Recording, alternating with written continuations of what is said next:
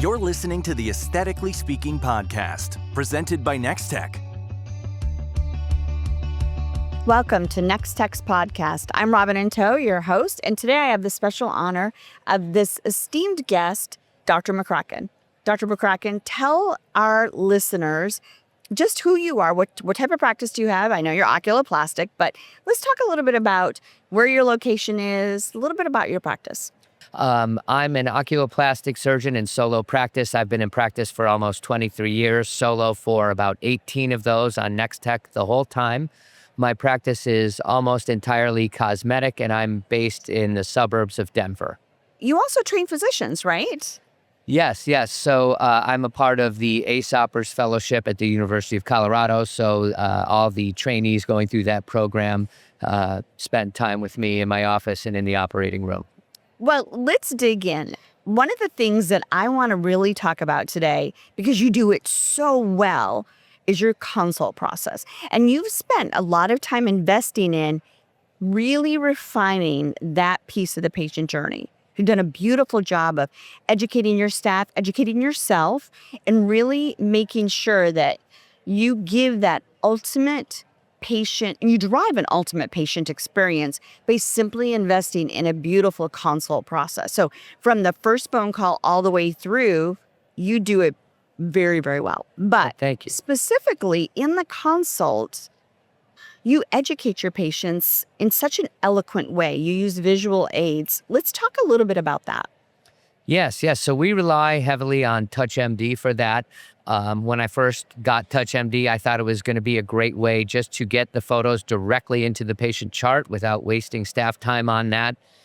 Staff got very frustrated doing that after a while. But really, I think to me, the greatest benefit has been being able to show patients things on their photo in real time. And so I think a lot of patients come to us and they're scared, and they may think they need one procedure where maybe they need that plus another procedure or something entirely different. And so I think it's a really good way to educate patients. So for example, if someone comes in and says they want an upper blepharoplasty because they have excess eyelid skin, when we examine them, if they actually have brow ptosis, then we have to get into, well, yes, we can do the blepharoplasty, but in addition, we may need to also lift your brows. And let me just kind of show you how we do that. I think most patients come in scared, and we know they only retain a fraction of what we tell them during the consultation. Absolutely. And so I find this a very helpful way to sort of demonstrate where incisions might be placed behind the hairline, different vectors of pull, where fixation devices such as endotines might be. And so it's very easy to write that out or to draw that out rather on their photo and show it to them. When I was doing insurance-based work, patients might come in with a tiny little, what they think is a pimple, and it's a skin cancer. And we have to explain that that's just the tip of the iceberg. And if you're not very careful with that, they wonder when they leave the operating room why they have a giant incision all the way across their cheek. But I think using TouchMD, I'm able to sort of demonstrate, okay, here's the lesion, here's what's going to be cut out. And then in order to close that defect, we're going to make an incision out here and move tissue around. And so I think it's very helpful for the patients not only to see that on their photo in real time, but then, of course, we save it into their file so that when they log into TouchMD at home, when they go home and their husband has a million questions about what's this brow lift, or they're trying to explain why they have to have an incision on their cheek to fix this tiny little pimple of a thing. I think it's very helpful to help them understand and to help them explain to their family members as well. It's a beautiful crossover into what I love about education is making it consumable at their convenience. Mm-hmm. And oftentimes we just drop a load of information and we assume that they're going to remember it. To your point, they don't remember all of it. But then to go home and share that with their significant other and visually show them, it just gives, it brings it to life and it explains it in such a beautiful way. And you said it so well, when they can go home and share that with their husband, and then that explanation that may have just been another phone call to you, which would have been more time that you had to invest in that. You've now changed that entire continuum of care by changing the way the patient gets to interact with that journey. Now they can actually go home and actually continue that conversation. Yeah. It's a beautiful way to bridge that experience. What have patients said to you about it? How do they feel about it? Because it's got to be different than what they see in other practices. Yeah, I think that it's very helpful for patient education. Some of the other things that I'll do too is I'll use the homework section to put in pre and post-op instructions. You mentioned phone calls. Another thing that I used to get called about all the time was, how do I put ointment in my eye? Do you really mean put it in my eye? And so I had never put ointment in my own eye before, and I did cheat a little bit. I put a numbing drop in my eye, but I actually did a video of myself putting ointment in my eye for the very first time, and I put that in their homework section. Oh, wow. So that we don't get calls anymore about, can you please tell me how to put the ointment in my eye? Is it supposed to go in my eye? What is this? So I little love things like that. Yeah, little things like that are helpful. And so I think that my goal is to improve the patient experience. And I think if you're able to do that, it's great for the patients. And as a side benefit, I think that it's also good for us because I think it helps with our closing rates. And I think patients feel more comfortable choosing us. Trust. You're building trust because trust Exactly. is important in this business. You can't just assume that your credentials are going to do it all. And so you've got to meet them halfway. And I think this level of trust comes from how you've decided that you're not just going to expect everybody to learn the way that you would learn. You want to meet them in the middle. I think that you've done a beautiful job of that. I want to dig into where does this interplay with staff? So from your staff's perspective, staff can come and go in a practice. We know that. I don't know what you mean. Yeah, right. But we have to invest in training them. But then sometimes there's an erosion of information. And sometimes that erosion of information is translated into education for a patient.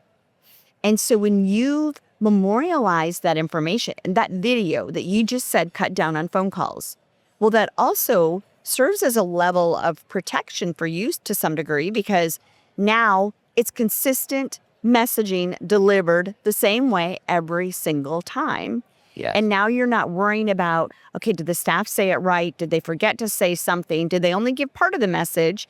And then you have patients calling you and they only have half the information. My next project is to go home and do a video on post-op recovery, what to do when, and probably one on risks too, and to put those in the homework section also. And one nice thing about the homework section is it tells you if they've been accessed or not. So we have documentation when the patients have reviewed these. Love that. I think that's a really good call out too as well, because again, you want to know that your patients are actually following your instructions. Mm-hmm. And part of the whole surgical journey is they have to do their part. And if they don't do their part, they put themselves at risk, and you've got to do your part in giving them the education. So what's your hit list? If you were to say to someone, what are the top 5 videos that they should do? Where do they start? Okay. Well, if they're Besides ointment. if they're oculoplastics, I would say the eye video, putting ointment in your eye. Other ones could be, as I mentioned earlier, post-op recovery, whether you want to break that down by a day 1 video, a day 2 video. You could do a pre-op preparation video, what supplements you need to stop. You could do a surgical risks video. Love that. So those would be some of the first ones that would come to my mind. Now, where do you think the tolerance is to how long the videos should be? Or is it really more about how much time you have to put into the videos? A little bit of both. I find people don't like to listen to me ramble on for too long. So I think probably ideally 30 seconds, maybe a minute would be ideal. Yeah. You were thinking longer? No, actually, I think that's great. I think you hit the nail on the head.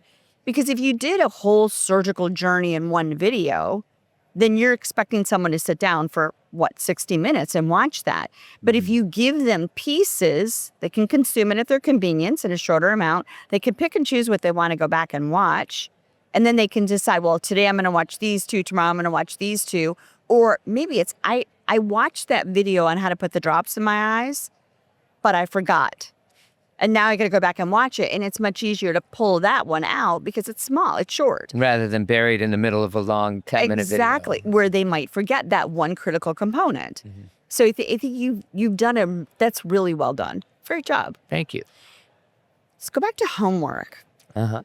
Do you do that at consult or do you do that at pre-op, or is it different homework based upon where they are in the journey?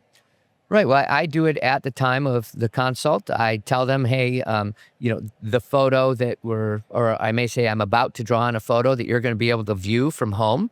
And then I'll say, I'm also going to give you some things I want you to either look through or watch. And I put in the pre-op instructions, post-op instructions. We can put a surgical consent form in there. Nice. And there's video of the ointment in the eye. And my next two are going to be the video of the post-op recovery and the risks. So yeah, I mean, and kind of jumping forward to post-op, another way to kind of close the loop is a lot of patients will ask me, can you send me my pre and post-op photos? And I've found TouchMD to be a great tool in a very HIPAA-compliant fashion to make a before and after photo. There's also a great tool to make a video slider with the before on one side and the after. So I find that to be a great way to share patient outcomes with patients without violating HIPAA. I like that you brought in HIPAA because I see that a lot. I still see physicians taking pictures on their phones. No. I mean, and they think that's okay. Well, we could talk about that for quite a bit of time. We're not going to. However, listen, you're passionate about this. That's the other thing. I hear it in your voice. This is exciting for me to hear that you really have a passion for this. So I'm going to lean on that a little bit more. Where do you see this next in your business? Where do you think you can go to? Well, there are some features that we haven't been using in TouchMD. We have a third party that has a video loop that projects to the TVs in all the exam rooms. Nice. And that's kind of a duplication. So I want to change over and just do that with TouchMD and save on that expense. Other things, there are blasts where you can send specials out to patients. And when you're new to TouchMD, you really don't have many patients in your TouchMD system. So as our TouchMD database has expanded, I think it's time that we can start doing things like that. What a lot of patients ask me about and we're not yet able to do, and Robin, I would task you with trying to make this happen, a lot of patients say, can you show me what I would look like after surgery? Can you morph my photo? And so I'm going to ask you, Robin, to see if you can get that feature. That is an answer that I can say we are close to saying that's future. That's exciting. I had no idea you were working on that. See, there's lots of things that you are going to learn today. So, yes. But if you were to give any advice to a young new surgeon, or maybe if you were to go back and reflect on yourself and, you went down this decision path of, do I want to start incorporating into my consult this? It could seem like an additional task. It could. Some surgeons would say, this is going to slow me down. Why would I want to do this additional drawing? What would you say to them? Yeah. Well, and the first thing I would say to any surgeon starting out is that we used to have these things called business cards, but nobody has business cards anymore. Really, our calling cards are our photos. That's right. And our photos are paramount. That's your calling card. I think it's essential to have high quality photos, high resolution, consistency in angle, consistency in background, consistency in lighting. And that's something that TouchMD has helped with. I have a dedicated photo room. I have a digital SLR incorporated into my TouchMD iPad. But I think photo consistency is key. In addition to photo quality. And you have great photos. You do a really good job with them. I've noticed that. Well, thank you. But I would say that the time it takes me to draw on the photo, I think is actually saved in the amount of questions that patients have during the consult. Where was that going to be again? Can you show me that again? And with phone calls that we get after the fact, patients asking questions, can you remind me what I was doing? Why did I need this? Why did I need that? So I think an ounce of prevention is worth a pound of cure. You talked a lot about the photo system and where it's really been super important and paramount in showing the outcomes. But Where does that translate into, as you said, it's your calling card. Where does that translate into marketing? Can you, I know some patients are probably very particular about using their photos in marketing, but I'm certain there's patients that are super excited about their outcome. How have you been able to translate into marketing, and where have you seen that be impactful? Yeah, and I think you bring up a good point. It's always important to get consent for patients, but some patients may be more willing than others. Sometimes if patients don't want to give a full consent, you can say, well, what if we get consent only to put it internally? Or what if we get consent just to show your eyes? Or various ways to get them to agree to let you use the photos. But with that said, today's consumer is so savvy, and they're bombarded with material all over the internet, whether they're on Google or ChatGPT or on Instagram. They're seeing photos everywhere. And I think that the bar has gone up. And if you're showing poor quality photos, if you have inconsistent backgrounds, if you've got, your exam room in the background instead of a nice backdrop, or if you've got different lighting and different angles, I think today's patient is more sophisticated. And I think that you're going to fall behind in your marketing and in your patient demand if you're not able to demonstrate not only good outcomes, but good quality photographs that show those outcomes. You're absolutely right, because this is an industry where I've seen really grow up. Not giving away my age, but I remember the days when it wasn't digital photography and it was Kodachrome, and you basically were taking those images and they were slides. But then usher into this space, the digital photography, and then we had to improve that component to get the good quality. And so quality is the key word here. And there should be great quality in your photos because the equipment is there. The software is there to help you. Yes. And so many practices don't really think about that. Now, do you consider this to be just as paramount when you think about non-surgical? Yes, I think so. And, just as we all know that wrinkles and lines and contours are better demonstrated without a flash, and that the flash can conceal a lot of these things. And I used to have an old-timer oculoplastic surgeon that I spent a short amount of time with in my training, in my fellowship. And he told me that he would, in his before pictures, he had this tiny little digital camera, not a digital SLR, and he would put his hand over the flash to make it dark in the pre-ops. And then he would allow the flash to go off for the post-ops and say, look how much better this is. But just as surgical patients have become more sophisticated, I think that the injectable patients are just as sophisticated. There's so many options out there today that I think that if you want to demonstrate good quality results, you need consistent photos. Otherwise, the savvy consumer or the savvy patient will look elsewhere. Oh, absolutely. I think you said it so well. They will look elsewhere because they're in tune to it, and they want authentic. They want to see the real pictures. And, let's go back to the beginning, trust. And you're working to build trust, which feeds back into your reputation, which a savvy consumer is looking for. They want to trust you, and you're doing so many of the other things to build that trust just in that consult process and showing them those images. It has to be represented well in your photos. It's so true. True. There's a device company out there that has a non-surgical neck tightening device. And when you see their pre-op photos like this and their post-procedure photos like this, it really makes you wonder about the effectiveness of this device that they're trying to pawn off on you. Yeah. And we're going to end it there because I think that's the best thing you could say. Great advice. Well, thank you so much, Robin. It's been a pleasure. Thank you. Thanks for listening to Aesthetically Speaking, the podcast where beauty meets business, presented by Nextech. Follow and subscribe on Apple, Spotify, YouTube, or wherever you like to listen to podcasts.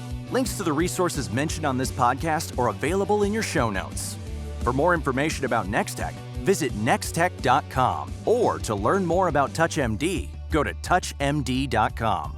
Aesthetically Speaking is a production of The Axis. THEAXIS.io.